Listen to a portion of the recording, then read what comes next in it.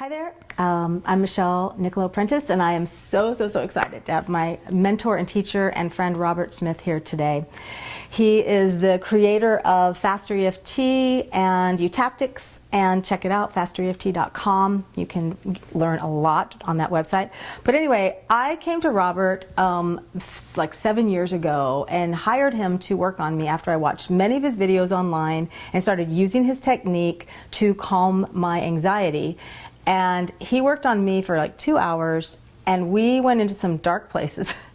But after about 2 weeks, which I hadn't even realized I hadn't even had anxiety until a friend asked me, "Did you work with that guy, and did it help?" And I went, "Oh my God, it did help. I didn't even notice that I hadn't had anxiety."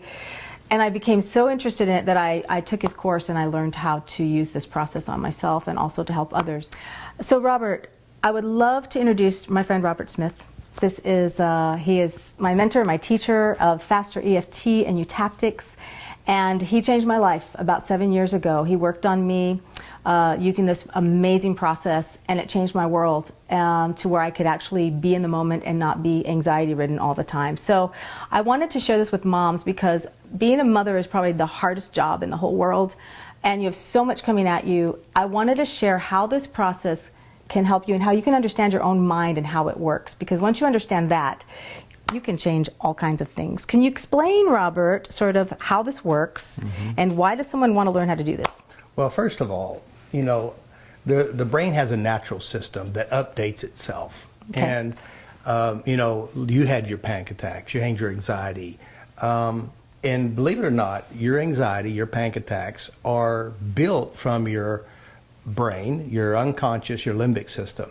Now, the reason why it does that is because it had experiences, and it just reuses those experiences when it thinks there's a threat or a problem, and then you go into a panic. So actually, panic attacks are designed to keep you safe. So the brain has captured moments, and then without you consciously knowing it, you'll be driving down the road, or you'll be in a situation and you have an anxiety feeling. And the reason is that the unconscious, the limbic system, is trying to keep you safe. But if you understand how this system works, you can go in and make adjustments to where you're not having panic attacks anymore. You're not having anxiety.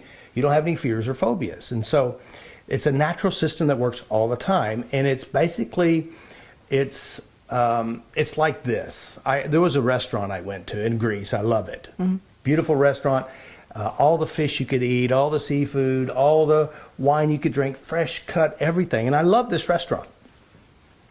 And so when I go anywhere, I tell everyone about this restaurant because it's great. 15 bucks, 13 euros, all you can eat. So one day, it was not a seminar day. I was on my own. So I walked in to go to this restaurant, and I sat down at the only table available. Well, I sat there, I'm waiting to be served because I'm hungry. You know, of course, I'm an American, and of course, service is best. So the guy walks up to me and he goes, "You can't sit here. You can sit over there when those two old people leave." I said, "I'm hungry. There's no one here at the table. I want to eat." And then he walked off. And so I'm sitting there and I'm thinking, I bring all my people here. I love this place. And the more I sat there, the angrier I got. Then I walked out. From that point forward, I'll never go to that restaurant again because, again, my good memory, my good experience with this restaurant has been messed up. So I tell Christina, I said, "Christina, this is what happened. I'll never go to that restaurant again." So she called them and talked to them and brought me in, and we had a discussion. The guy gives me a hug and said, "You know, Robert, we're so sorry. We didn't know that was you. Sometimes we have people from other countries who come and sit at a 4-seat table like this all day long, and we lose money because we got to have quick turnover." So here it is. I had a good experience to a bad experience. Then it went back to a good experience. But see, this is what the brain does. If you don't know how to change your bad experiences, from that point forward, the brain will reuse this experience on you the rest of your life. Now, how to update our memories and what's helped you with is that you had experiences. You don't, at the time when you called me, you had X problem, panic attack, anxiety. You didn't know why it was there. But I understand how the mind works and how to update memories. So if you're a person who has anxiety, panic attacks, fears or phobias, you've experienced trauma, maybe labeled with PTSD, etc., And you understand that all these are actually the brain's limbic system trying to keep you safe and based on what you experience. But the experts are not experts at changing the problem. Right, right. So what I have done is I figured out how the mind works and also how me, can change our internal references, which therefore changes our behavior. Right. So this is a natural system, no drugs needed, no exercises, no beating of drums. You don't have to do anything, but just figure out how to update your memories and your references, which you can do when you understand this natural system. Well, and the beauty of it is that you can do it yourself. You know, I mean, I've been to therapy, and I've had a therapist where I was going every week for years. And we kind of just talked and talked and talked, and it was great. It did help, you know, but this is like, you know, I mean, it's like, it is immediate. And I mean, but yeah, except I didn't even recognize it was immediate. You know, that was weird. Well, you even forgot that you had the problem. Right. That's right. It's so bizarre for so many years. And what I noticed more than anything was that I was able to be in the moment. That was the strangest thing, that I was never in the moment because I was always worried about what might happen in 5 minutes from now, or, you know, so, so in talking about moms, you know, we were talking earlier about birth trauma. And I worked with a gal who had a terrible first delivery, and then she was get pregnant with the second baby, and she was petrified, right? So can you talk about that a little bit? Well, yeah, I've worked, like yourself, I've worked with a lot of women, and they've had, you know, either one, getting pregnant, two, the birth of the child, or even dealing with family in and around, or husbands or mothers, and it becomes a traumatic experience just to be able to have a child. And then, of course, if you had bad hospital experiences or long birthing experiences, or who knows what, everyone has their own different model. This has such a major impact, you know. PTSD, post-traumatic stress, it's not a disorder, they call it disorder. We all have post-traumatic stress experiences. But if we consciously don't know how to diffuse the emotional experience, or diffuse the worry or the hurts, the brain is a first recycling system in the world. It's the first green machine. It keeps recycling our experiences throughout our life unless we consciously, cognitively, know how to adjust the unconscious. So a lot of women, not just women and men, who've had traumatic experiences, and so our best coping skill is to suffer through it, pretend like it didn't happen, drink something, eat something, smoke something, clean something, stay busy, so hopefully it doesn't catch you when you're not looking, but it's still there. So what I do is I show individuals how to set themselves free from the past. Just like with yourself, you said, you know, before we work, you're always planning and searching and looking for what the next thing could get you. And once you've freed yourself from that original, whatever event was, you're no longer needing to protect yourself because you're already safe. So with women who've had traumas such as birth, or around birth, or because they had birth, it has a major impact. And when you make peace with that, things have changed. Just a couple of days ago, I worked with a woman who's 75 years old. Of course, in 1962, she got pregnant, and it wasn't something she wanted to happen. From that point forward, for, let's see, 18 to 75, this still controlled her life. And within, you know, we did a session, and we cleaned it up to where it doesn't impact her anymore. I mean, you can go back and remember what happened, and it doesn't hurt you, doesn't affect you, and you're free from it.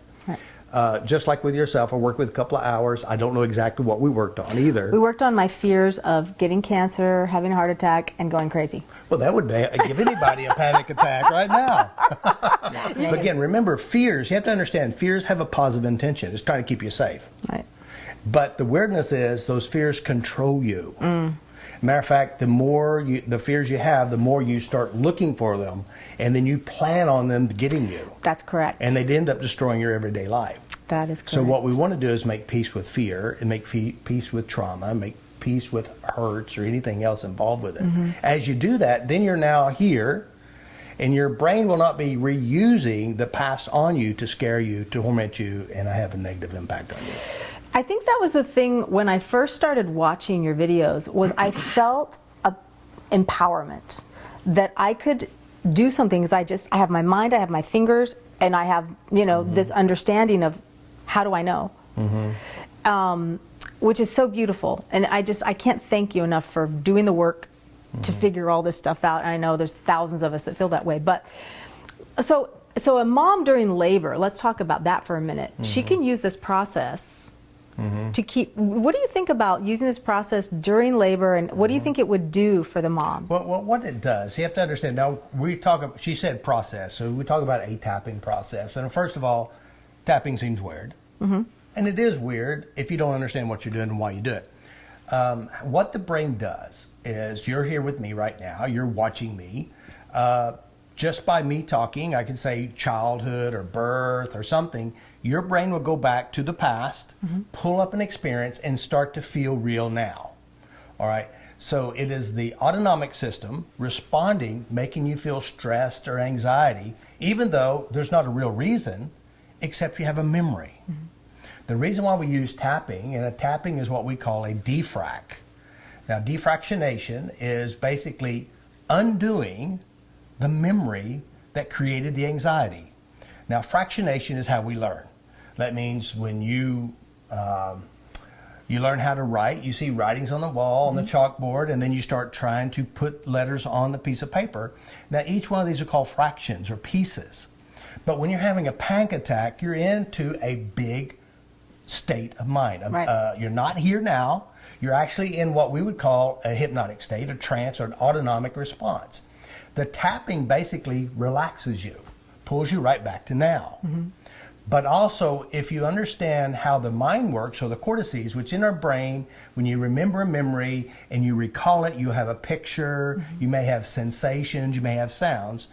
These are the parts of the cortexes, or cortices, the audio cortex or the visual cortex or the motor cortex. And when you go inside your mind and you aim at whatever it is that you're holding and you use the tapping, it pulls you out of the mental process or the trance, pulls you right back here to now. So basically, you're updating your memories by diffusing how you hold them internally, which is super fast. Right. So the tapping is no more than just getting your attention in the here and now. Pulling you back out of the trigger or the state of mind that you were triggered into. Yeah. So it brings you back to the present moment. Right, right. And the cool thing is, and how the brain actually works, so you're feeling, so here it is, you think about something, you're in a high anxiety, which is a trance, and then you tap and you come out of the trance, you come back here to now, you're calm, and as you go back and look at the memory, that memory would have adjusted because you aimed at either a visual or a kinesthetic or an auditory, and you're flattening the neurons in the mind, actually updating the memory. So that way, when you go back to the memory, you know it happened, but you don't feel any anxiety with it. Exactly. It's very powerful. It's very simple. Strange. Also, something that you can be so like intense about, to have it go down, down, down. I had a girl call me today while I was driving who was having a total panic attack, and I just talked her through it in like 5 minutes, and it's just wild. It's powerful. It is powerful. Extremely powerful. It's so powerful. But here's a bizarre thing is sometimes you can have a great experience and it feels really good, and then you're driving down the road and the song plays and all of a sudden you start to feel really good again because it triggers the memory. Oh yeah, music. But that's not bizarre either. No. But then again, you can be driving down the road, a song plays, and you get really angry and upset. So again, this is just how the brain naturally works. But knowing how to work this part of ourself, you can change yourself. And that's what you teach. And that's what I'm really excited to teach moms this, because there's so much going on as a mother. You're literally spinning a million plates at once, and it's so easy to forget yourself. But if you forget yourself, the problem is if you don't put your own mask on first, you cannot assist others. If I'm balled up in the fetal position because I'm having an anxiety attack, I cannot help my child. So can we talk a little bit about postpartum depression and kind of what you see that as, and how this could help somebody out of that, or maybe even avoid it, maybe, or I don't know. Well, what would you say? The most important thing about avoiding it or dealing with it is 99.999% of the people watching this have no emotional coping skills. So that means they don't know what to do when bad things happen. So either one, they're going to just push through, suffer and endure, or they're going to take this memory and it'll create what you call depression. There's many styles of depression, and there's many levels. Like if, for example, you got pregnant, and of course you got pregnant, you didn't want to get pregnant, or you wanted to get pregnant, but then you start creating fears about pregnancy, or you go to the doctor, and of course this is a life change for a woman and for a husband as well. And of course he may not be able to handle it, and then she can't handle his not handling it. Yes. And then there's an escalation of emotions. And then of course going to the doctor, your body's changing, your hormones changing, you're sensitive to smells, tastes, and everything. It becomes a major emotional trauma. And then of course if you have long labor, short labor, painful labor, or you hate the doctor, who knows, stitches, everything could be involved with this whole thing. And then again, your life has now have been traumatized and changed, and now you got this little child. You're supposed to love this child, but right now you can't love anybody because you're miserable. Or better yet, some people do, depending on the emotional dynamics. So again, there's a lot of layers to this, and if you've already suffered trauma and you feel depressed, because there's good reasons, like some people, like, I don't want a child, I got pregnant, or I don't want a girl because I'm a girl, I'm afraid that I'm going to raise this child like my mother raised me, or hopefully I'll be a good mother because my mother wasn't, or who knows what dynamics are involved with this, because even though we talk about pregnancy and we talk about birth, that's simple. But the emotional soup involved around it is complex. And that is the reason I think it's important to learn how to deal with your emotions, because we do pass down what we know and what we can only give what we have. And until we know better, we can't do better until we know better. And when we do know better, we will do better, right? Well, you can only do what you know how to do. Exactly. So I think it's so important for moms to clean up their stuff so they don't pass it. That's how you change the generations, right? So you clean up your things that really traumatized you, or that you hated about your mom or whatever, and she hated about her mom, and you clean it up, and so you don't pass it down to your children. That's how you end up like your mom, right? Well, yeah, right. Because it's a program running in you. You're like, oh, I hated when my mom said that, and now I'm saying it, And I don't want to be like her. I work so hard not and to be then like you her, are and you end just up being like her. Yeah. Exactly. Yeah. Or your mother-in-law. There's all kinds of emotional soup here. Yeah. But the truth is, if you learn how to take ownership of yourself and change your emotional responses to others, that's the key, honestly. Granted, this is not something that you'd probably find in a local psychiatric place, because most of them Not don't yet. know how to change memories. Hopefully soon. Yeah. Well, we do have eutaptics training system, which is teaching parents. Also, we're teaching, and a lot of psychologists, a lot of doctors come to this system, and neuroscientists and normal people as well. They all come to learn how to take control. We do have, of course, I have eutaptics, FasterEFT trainings, and this year we have eutaptics emotional ed for children, which fantastic. we are training parents and teachers how to help children creating emotional intelligence, emotional ed. That's awesome. Will it begin in the schools, or? Well, right now it's a pilot program, and then what we are making the course available to teachers and parents. But yes. I think that's fabulous, because I've often thought, because a teacher can say one thing to a child, and there goes his whole belief of himself. Positive or negative. The rest of his life. Yeah. So having the teachers clean up their stuff to work with your children, having the parents clean up their stuff, I mean, this is how you have a healthier world, really. Well, it's about emotional intelligence, really. And unfortunately, most people don't have it. I mean, they don't understand it. We're not taught. I mean, we're taught to just react, and we watch our family, we watch our parents, and we do what they did, and we do what they taught us, and until you know different. Yeah. I just had a woman, a grandmother just called me the other day, yesterday actually, and she has a 14-year-old child, depressed, nearly committed suicide twice. She was bullied in school. They put her on antidepressants. Now she's gained a lot of weight. Now it escalates. And she was the woman video number 14, who came to see me, wanted to lose weight. And she tried everything, nothing worked. And then we started addressing memories, and all of a sudden she lost the weight, and she knows this works. So helping parents, helping mothers, helping ourselves, knowing how to update ourselves will impact our children. One of the things that we do in like with yourself and others who attend my courses, we're teaching emotional intelligence, and they have children, and they're teaching their children how to change and adjust their fears and phobias. That's so beautiful. Number one cause of all of our problems relationships, school, churches, you name it, they impact us, and so we got to go. We're responsible now to clean our own self up. And if you're a parent, you need to help your kids. Well, I think what you said is right. We're responsible, and I don't think our society has taught us that we're responsible. Our society has sort of taught us that it's the outside world doing it to us, right? I mean, like, it's not your fault. Because, you know, it's like, but then you have no controls. So my hope is for all you mamas out there that you will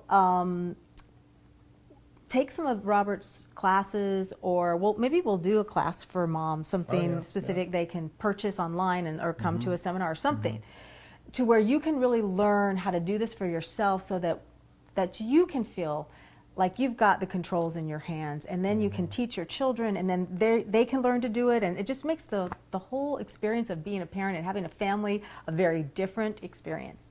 It'll be much more rewarding as well. You know, because I have the first level courses. You can change yourself and basically teach you how to work on yourself. Right, And which if is what we're doing this week. Yeah, if you change yourself here, your actions towards your kids or your husbands or your wives and others will be totally different. You will not be auto-responding from our own hurts, pains, and fears. You'll be operating from power, love, kindness. Yeah. So, yeah. And it does shift everything. It shifts everything. Oh man, I'm so excited. Thank you for being here. I'm excited. You are the best. You are the best. I hope you enjoyed this, and check out FasterEFT.com, eutaptics.com, or what do you got? Well, skillstochange.com. Skillstochange.com. Check out skillstochange.com and sign up for Robert's 7-day free course, because that It'll change your life. is a fabulous thing. You'll get an email a day and a video a day for 7 days. That's a great thing you did. You've done great work, and you've changed so many people's lives because you changed your own life first. Oh, yeah. So thank you so much. I appreciate it so much. Thank you. Thank Good you. job.